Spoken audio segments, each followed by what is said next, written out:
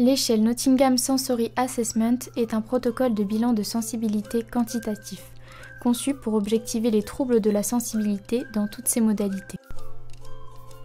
Pour la réalisation de notre test, nous nous appuyons sur la version modifiée de l'échelle qui se concentre sur la sensibilité des membres supérieurs. Le patient est en position assise, les avant-bras en supination.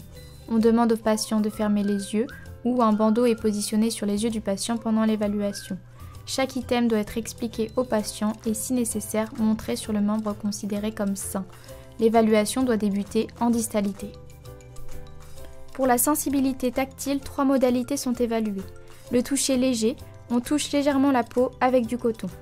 La pression, on applique une pression avec l'index, juste suffisante pour déformer la peau.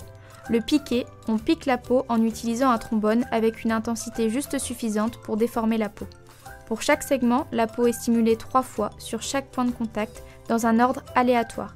Le patient indique de façon verbale ou non verbale son ressenti du stimulus.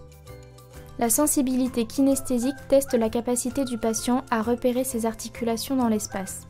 On teste la flexion-extension pour les doigts, le poignet, le coude et l'abduction et l'adduction pour l'épaule. Le patient effectue yeux ouverts puis fermés. On demande au patient avec des questions spécifiques d'indiquer de façon verbale ou non verbale la direction du mouvement testé. Les cotations sont identiques à celles de la sensibilité tactile.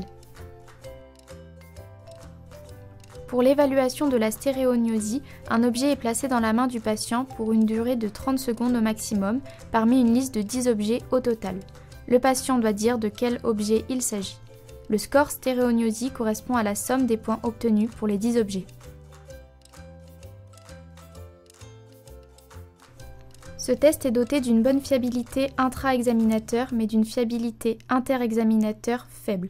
À la suite du test, on peut aboutir à différentes conclusions sur l'état du patient, qui peut être victime d'anesthésie, qui est une perte totale d'une des modalités de la sensibilité au moins, l'hypoesthésie, qui est une diminution partielle d'une ou plusieurs modalités, et l'hyperesthésie, qui est une augmentation de la perception sensorielle.